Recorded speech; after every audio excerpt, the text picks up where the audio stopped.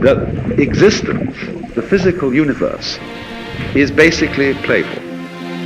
There is no necessity for it whatsoever. It isn't going anywhere. That is to say, it doesn't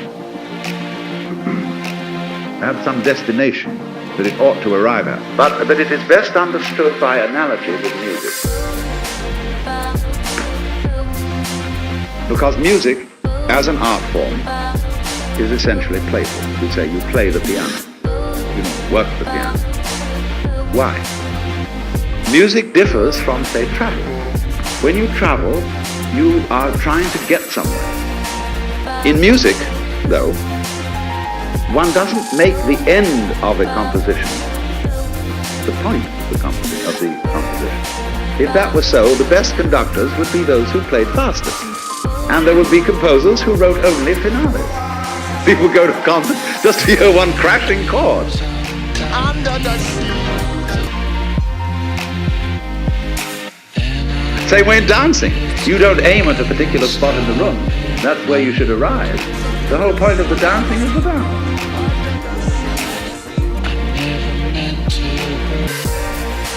We've got a system that gives a completely different impression. It's all graded. And what we do is we put the child into the corridor of this grade system with a kind of, come on, kitty, kitty, kitty. And yeah, you're going to kindergarten. That's a great thing, because when you finish that, you'll get into first grade. And then come on, first grade leads to second grade, and so on, and then you get out of grade school, you go to high school, and it's revving up, the thing is coming. Then you're going to go to college, and by Jove, then you get into graduate school, and when you're through with graduate school, you go out to join the world. And then you get into some racket where you're selling insurance, and they've got that quota to make, and you're going to make that. And all the time, the thing is coming. It's coming, that great thing, the success you're working for. Then when you wake up one day about 40 years old, you say, my God, I've arrived. I'm there. And you don't feel very different from what you've always felt. By expectation, look at the people who live to retire and put those savings away. And then when they're 65, they don't have any energy left, they're more or less impotent, and they go and rot in an old people's senior citizens community. Because we've simply cheated ourselves the whole way down the line. We thought of life by analogy with a journey, with a pilgrimage, which had a serious purpose at the end, and the thing was to get to that end. Success or whatever it is, or maybe heaven after you're dead. But we missed the point the whole way along. It was a musical thing, and you were supposed to sing or to dance while the music was being played. Let's suppose that you were able every night to dream any dream you wanted to dream, and that you could, for example, have the power within one night to dream 75 years of time. And you would naturally, as you began on this adventure of dreams, you would fulfill all your wishes, every kind of pleasure. And after several nights of 75 years of total pleasure each, you would say, well, that was pretty great. But now let's have a surprise. Well, something is going to happen to me that I don't know what it's going to be. Come out of that and say, wow, that was a close shave, wasn't it? And then you would get more and more adventurous, and you would make further and further out gambles as to what you would dream. And finally, you would dream where you are now.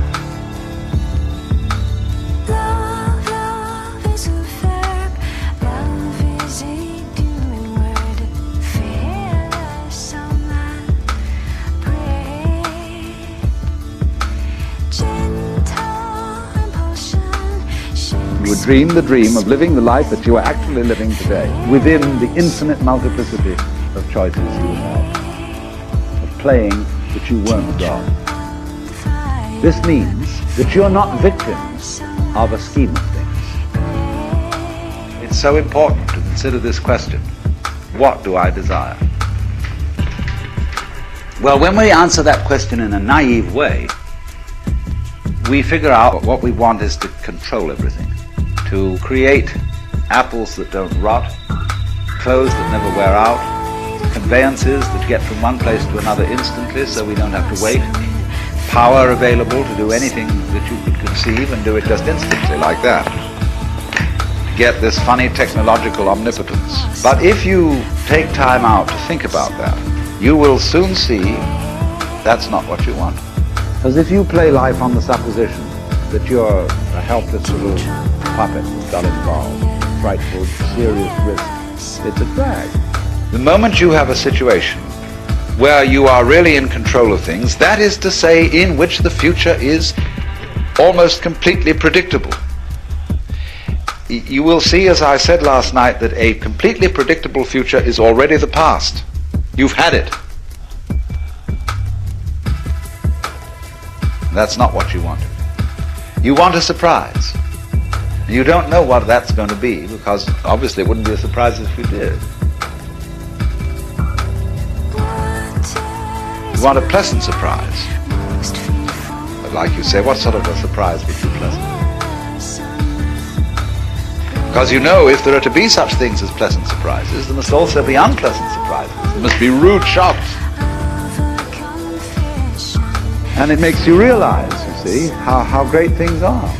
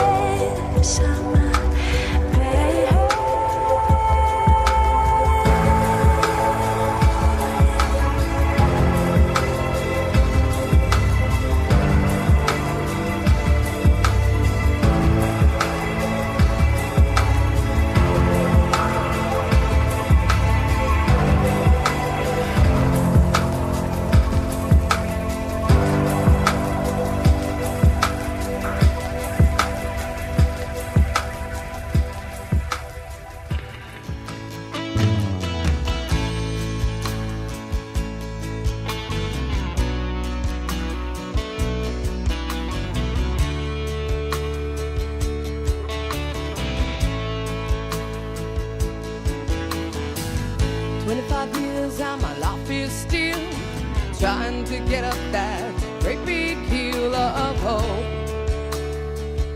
for a destination. I realized quickly when I knew I should that the world was made up of this brotherhood of man, for whatever that means. Into a crisis times when I'm lying in bed just to get it all out. What's in my head, and I am feeling a little peculiar. And so I wake in the morning and I step outside and I take a deep breath and I get real high and I scream from the top of my lungs, what's going on? And I say, hey, yeah, yeah.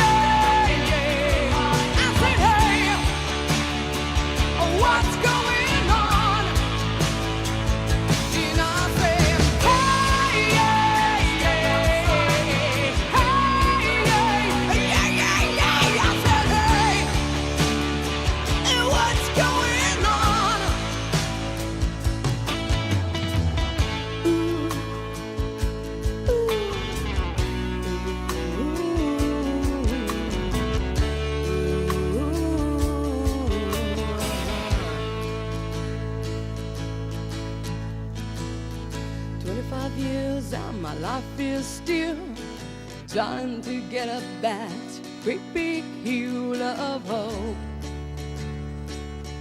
for a destination.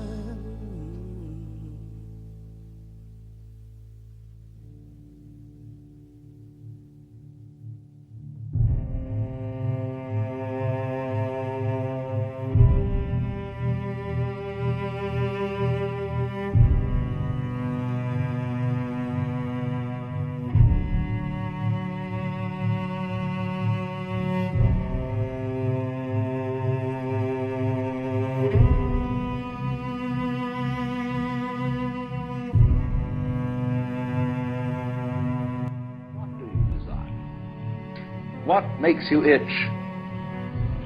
What sort of a situation would you like? What would you like to do if money were no object? How would you really enjoy spending your life? Well, it's so amazing. As a result of our kind of educational system, crowds of students say, well, we'd like to be painters, we'd like to be poets, we'd like to be writers, but as everybody knows, you can't earn any money that way. Or another person says, well, I'd like to live an out-of-doors life and ride horses. I say, do you want to teach in a riding school? Let's go through with it. What do you want to do? When we finally got down to something which the individual says he really wants to do, I will say to him, you do that. And forget the money. Because if you say that getting the money is the most important thing, you will spend your life completely wasting your time. You'll be doing things you don't like doing in order to go on living, that is, to go on doing things you don't like doing, which is stupid. Better to have a short life that is full of what you like doing than a long life spent in a miserable way.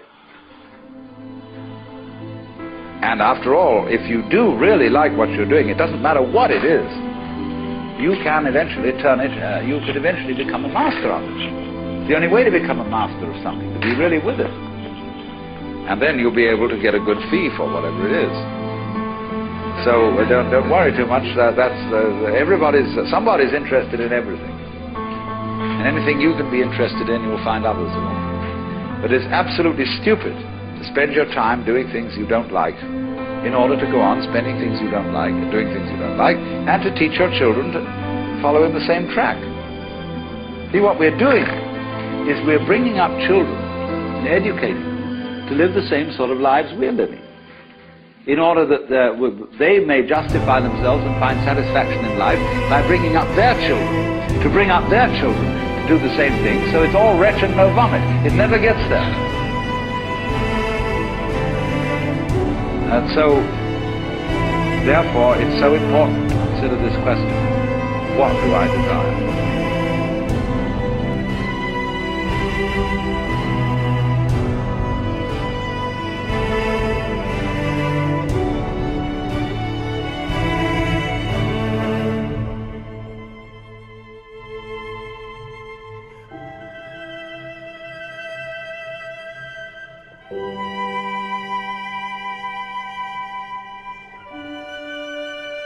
Where I live in Sausalito, we have a harbor full of ever so many pleasure craft.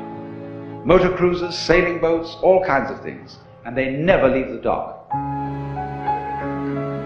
All that happens with them is their owners have cocktail parties there on Saturdays and Sundays. Because they discovered, having bought these things, that the discipline of sailing is difficult to learn and takes a lot of time. And they didn't have time for it, so they just bought the thing as a status symbol. So, in other words, you can't have pleasure in life without skill. But it isn't an unpleasant task to learn a skill if the teacher, in the first place, gets you fascinated with it. There is immense pleasure in learning how to do anything skillfully. To make carpentry things, to cook, to write, to calculate, anything you want can be immensely pleasurable to learn, and it is completely indispensable. You may be a very inspired musician, but I can hear in my head all kinds of symphonies and all kinds of marvelous compositions, but I don't have the technique to to write them down on paper and share them with somebody else. You have inspiration, but then you have to have technique to incarnate, to express. That is to say, to bring heaven down to earth. So in order to find out where you are, there has to be some way of drawing attention to it. And that involves skill.